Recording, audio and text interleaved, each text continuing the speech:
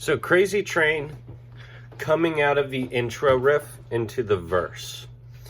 All right, so what we're gonna do is you have your riff 2 2 4 2 5 2 4 2 2 5 4 5 2 5 4 0, and then what we're gonna do is a D5 power chord, which you did, to an E5 power chord, 7th and 9th frets. And then what we're gonna do is we're gonna do a syncopated triplet, palm muted on the A string. So I'm gonna rest my hand on the bridge. So we have ta-ga-da. So a straight triplet would be ta-ga-da. This is ta-ka-da. Do you hear the difference there? So then our first position is an F chord style A chord. So what we're gonna do is our pointer finger is gonna bar across the 5th frets of the E and B strings. Middle finger is on the 2nd fret, on the 6th fret of the G string, and ring finger on the 7th fret of the D string. So you're just gonna do that kind of half F chord there. All right, so we're gonna do the triplet on the A, and then an open strum on the chord. Good.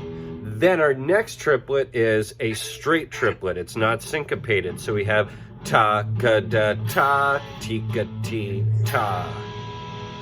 All right, so you're gonna hit that A string, ta-ka-da. For that one, for some reason, I like to say ti-ka-ti. I don't know, it just feels weller.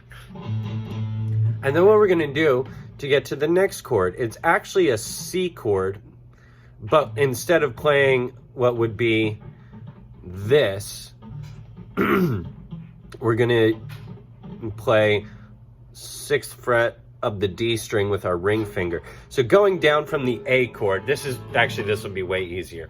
So going from the A chord here at the 5th, 6th, and 7th frets, you're gonna slide that 1 fret down, and then you're gonna move your middle finger down to the B string and pointer finger up to the G.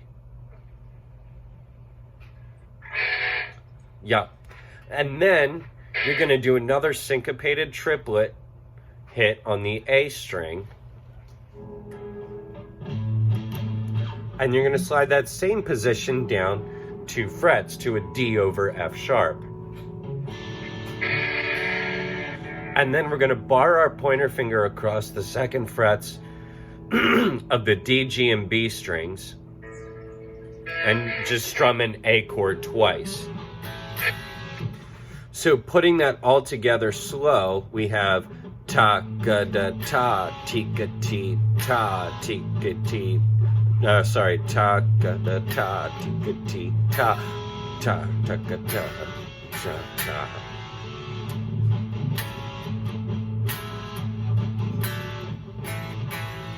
And then our first fill here, we're gonna start on the 4th fret of the G string, have your ring finger on the 4th fret of the G, and your pointer finger simultaneously on the 2nd fret of the G. And you're gonna repeat the same pattern through the G, D, and A strings. You're gonna pluck the G string where your ring finger's at on the 4th, and then pull off to the 2nd, and then pull off to the open string. Yep, so it's 4, 2, 0. And you're gonna do that on the G, D, and A strings.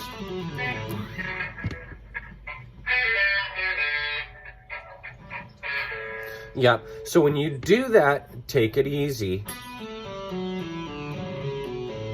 You want all 3 of your strings to be a completely even speed, and change your strings evenly throughout.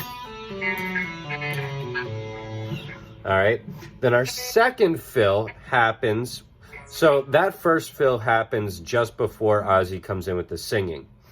The second fill happens after the second round of chords. So it's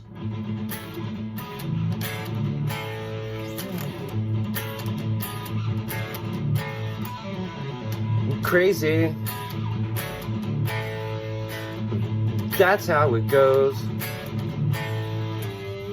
So you hear that's the second time that the second pass through. So there's 4 total passes of the verse as Ozzy is singing. So that on the second and the 4th time is when you're going to hit this 3rd fret of the low E string. And you're just going to kind of give it a little, just a little pull. Not a full half step bend, almost just like a quarter step bend.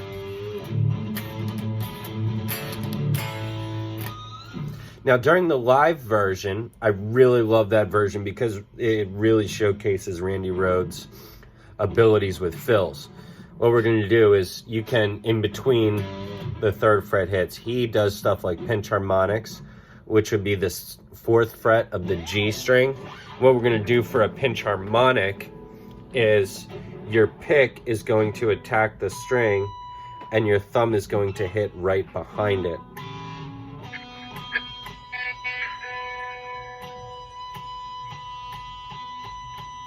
Now notice I'm hitting right over the 2nd coil of the neck humbucker.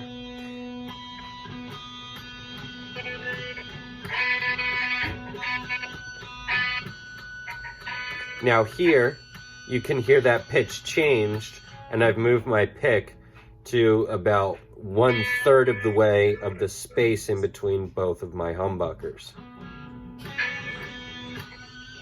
So you can change your pitch based off of where you move your right hand on that harmonic. The last phrase that Randy does, and this is like, it's just one of my favorite things that he does.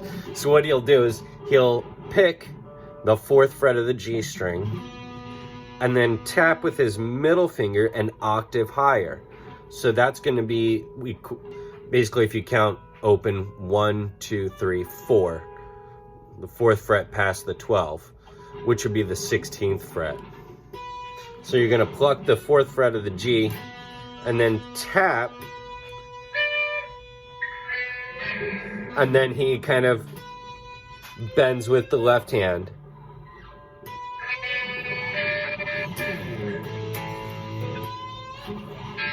Like that. So it kind of hits, tap, and then bend.